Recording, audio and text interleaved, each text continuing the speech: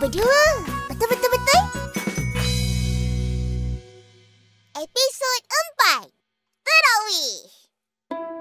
Lepas berbuka hari pertama tu, kita orang tertidur. Tak pergi surau pula tu. Ish. Tapi hari kedua, kita orang tertidur juga. Ish, kau ni jangan nak bagi tahu. Esoknya kita pergi kan Ipin kan?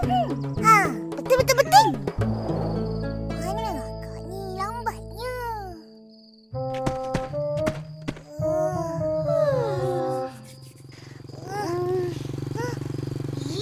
Kak Ros, cepatlah. Kita orang nak pergi sembahyang tawarikh je ni.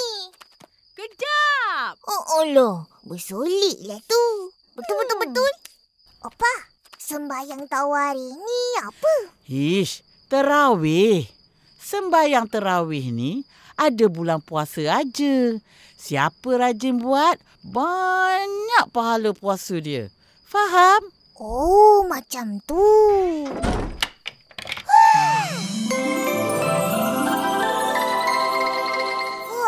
Lawalah, Kak.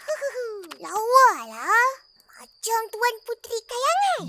Lari, Tuan Puteri marah. Kamu berdua jangan buat bising masa di surau nanti. Ya? Baik, Opa. Kalau korang bising, jaga korang. Jom. Dah nak masuk waktu ni. Alah.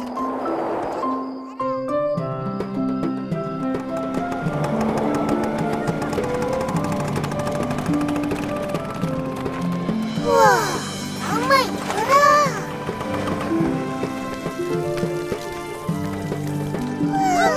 Ipin! Hai! Sinilah. Fizi dengan Nisan pun ada. 1, 2, 3. Wah, banyaknya duit. Kayalah kau. Itulah. Aku satu hari puasa dapat RM1. Apa sah kita tak dapat pun, Ipin? Alah, dah lah kita puasa penuh. Korang puasa penuh?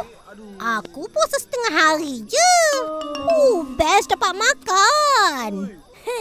Boleh ke macam tu? Dah lah. Jom kita main. Okey, tali light dulu. Light tali, light tali,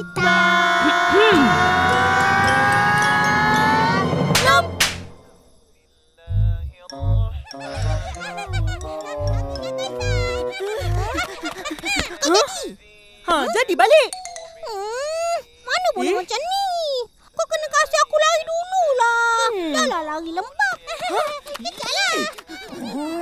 Lama lagi kau, Pin. Shh. Masa sembahyang, mana boleh cakap?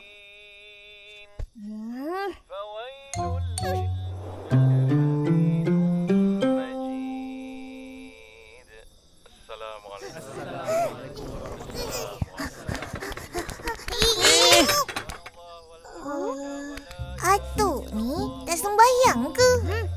Alah, sembahyang sunat aja. Habis orang lain sembahyang? Ayo, dosa. Ish, budak-budak ni. Dah. Jangan kacau. Pergi main tempat lain.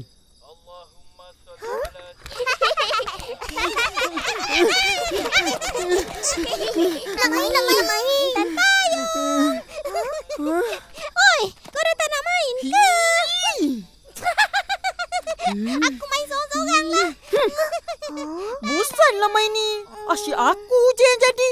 Penatlah macam ni. Habis tu, kita nak main apa? Kita main...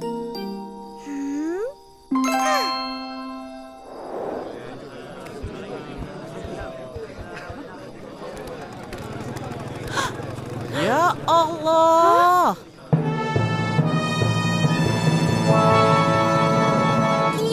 Giliran aku. Lepas tu aku pula.